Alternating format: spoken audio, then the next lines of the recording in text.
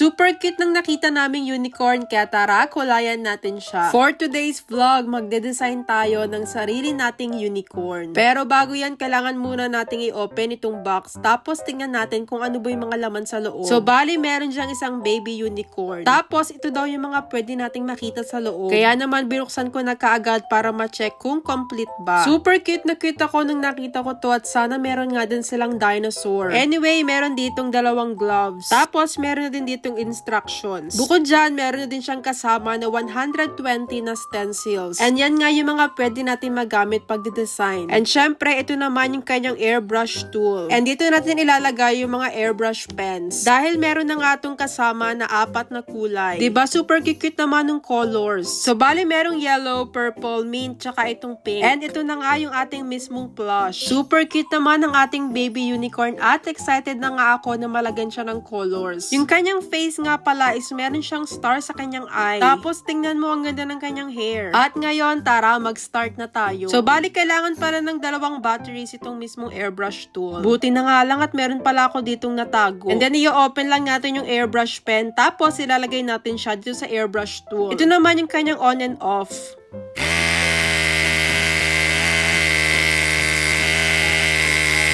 At agad-agad tinry ko na kaagad itong airbrush. And kung makikita nyo, super cute na ng kanyang hair. And syempre, depende sa inyo kung anong color yung gusto nyong ilagay sa kanyang buhok. And pwede din kayong mag-mix-mix ng colors. Katulad nitong ginawa ko.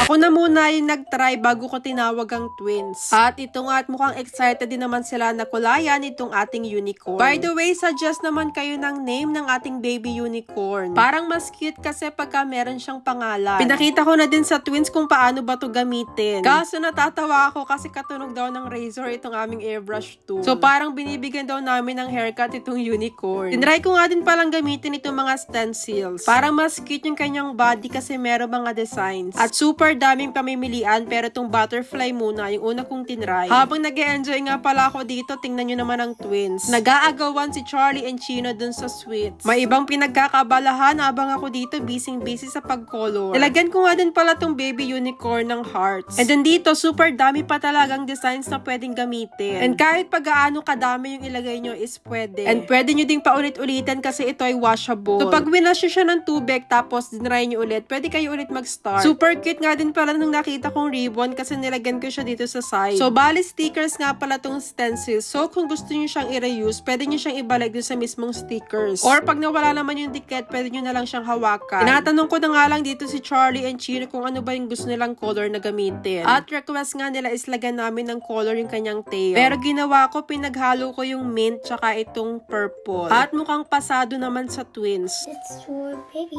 girl.